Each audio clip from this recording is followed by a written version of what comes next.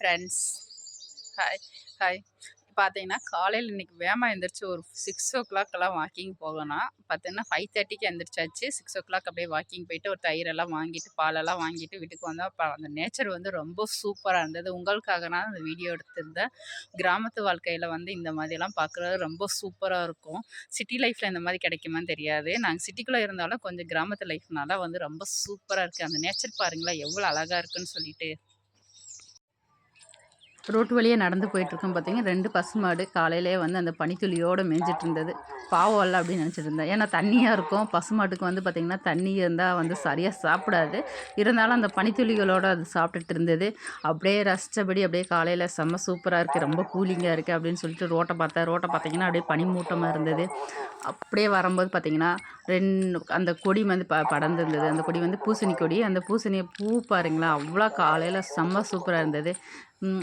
பறி பறி அப்படின்ற மாதிரியே இருந்தது. சரி ஓகே இருக்கட்டும்டா, நீ இருக்குடா அப்படின்னு சொல்லிட்டு நானும் வந்துட்டு பார்த்துக்கலாம் அப்படின்னு சொல்லிட்டு அப்படியே போயிட்டே இருந்தாச்சு. ரோட்டு வழியா வந்துட்டு அவங்க வீட்டு தென்னை மரமெல்லாம் அப்படியே பார்த்தம்போது அப்படியே அழகா இருந்தது. காலையில இளநீ குடிச்சா ரொம்ப சூப்பரா இருந்தது. இந்த குளிரில் அப்படின்னு நினச்சிக்கிட்டே போயிட்டே இருந்தேன்.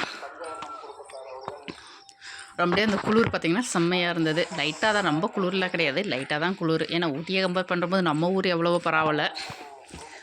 அந்த குளிரில் அப்படியே போயிட்டுருச்சு. இப்போ கேட் வந்துருச்சு. அந்த கேட்டை ஓப்பன் பண்ணோன்னே அந்த தோட்டத்துக்கார அண்ணா வந்து அந்த பக்கம் இருந்து 2 பசுமாடை பிடிச்சிட்டு வந்தார்.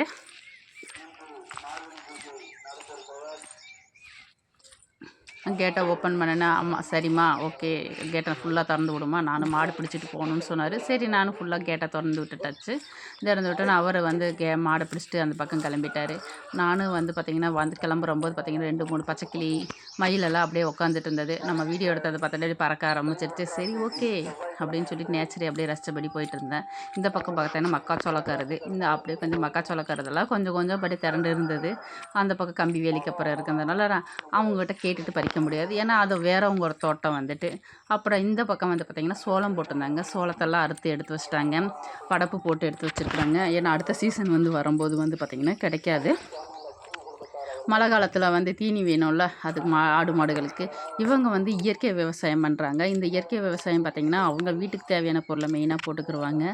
இவங்க வந்து பச்சை மிளகா போட்டிருக்காங்க. பச்சை மிளகா பார்த்திங்கன்னா பழம் பழுக்க விட்டு அதை வந்து வேக வச்சு எடுத்து வச்சுக்கிருவாங்க.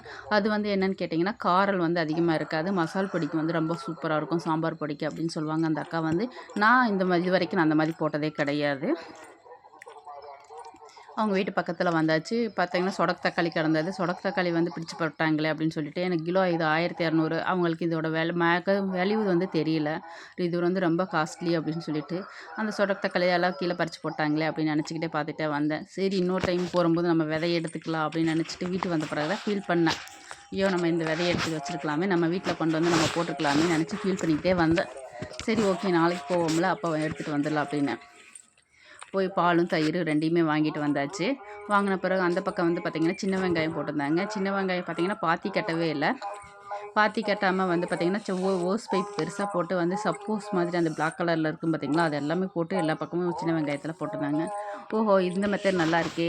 இவங்க வந்து பார்த்திங்கன்னா இயற்கை விவசாயத்தில் அவங்களோட ஆடு மாடு போடக்கூடிய சாணம் புழுக்க இது மாதிரி தான் போட்டுட்ருக்குறாங்க. அதனால் வெங்காயம் பார்த்திங்கன்னா நல்லா பெருசு பெருசாக இருக்குது. அந்த பக்கம் வந்து தக்காளி போட்டிருந்தாங்க. தக்காளியே பார்த்திங்கன்னா ஒன்று ரொம்ப ரொம்ப பெருசாக தான் கிடச்சிது. அதில் ஒரு 2 கிலோ போன வாரத்தில் வாங்கிட்டு வந்தாச்சு. அந்த தக்காளி இப்போ வரைக்கும் எங்கள் வீட்டில் யூஸ் பண்ணிகிட்ருக்குறோம். இது வந்து நாட்டு கொய்யா. அதில் டெய்லி போடும்போதெல்லாம் ஒரு 2, 3 காயை பறிச்சுக்கிட்டு அம்மாவுக்கு சுகர் இருக்கனால சரி சக்கரை நோய்க்கு வந்து இது பெஸ்ட்டு அப்படின்னு சொல்லிட்டு இந்த இதில் ஒரு 3, 4 காயை பறிச்சுக்கிட்டு காயாக பார்த்து பறிச்சுட்டு வந்தாச்சு.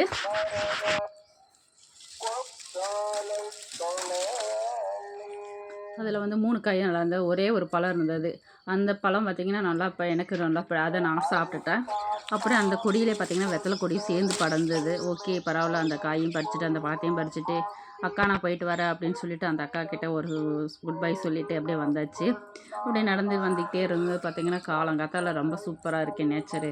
டெய்லி வாக்கிங் போயிட்டு வரவங்களுக்குலாம் இது ஒரு நல்ல என்ஜாய்மெண்ட்டாக தான் இருக்கும் அப்படின்னு நானும் நினச்சிட்டு அப்படியே நேச்சரை ரசித்தபடியே வந்துக்கிட்டே இருந்தேன்.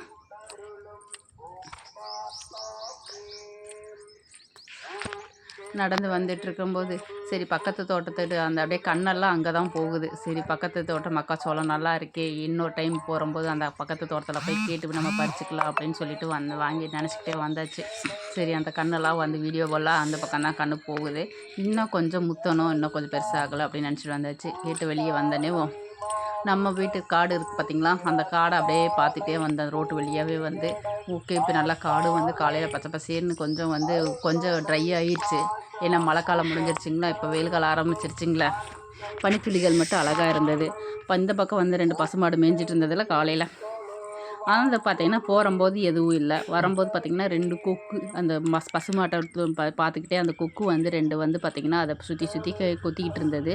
அந்த கொக்கு வந்து ஏன் மேயுது அப்படின்னோன்னா, பூச்சிப்புழு வந்து பார்த்தீங்கன்னா, பசுமாட்டில எங்கேயாவது ஒட்டி இருந்தது, உண்ணி அந்த மாதிரி இருந்ததுன்னா, அந்த பசுமாட்ட வந்து படிச்சு அத சாப்பிடும். அது வந்து பசுமாட்ட அத வந்து கிளீன் பண்ணி விட்டுரும். நம்ம கிளீன் பண்ண தேவையே இல்ல. அதுவே வந்து பேன் பார்க்குற மாதிரி நீட்டா வந்து அந்த கொக்கு எல்லா வேலையும் பண்ணிரும்.